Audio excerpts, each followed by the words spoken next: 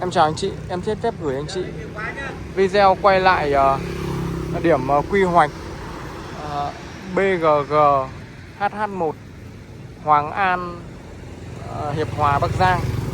Đây là điểm quy hoạch được ghi ở trên map ạ. Đây, hướng này là hướng đi về đây quốc lộ 37 nhá. Hướng này là hướng đi về phía Thái Nguyên này. Đấy. Ngược lại dọc theo hướng này là đi về phía thị trấn Thắng này, cũng là hướng đi Hà Nội. Quốc lộ 37 này thì có cái lưu lượng xe cộ qua lại rất là đông. Đây là em đang quay vào buổi trưa nên là nó cũng hơi vắng.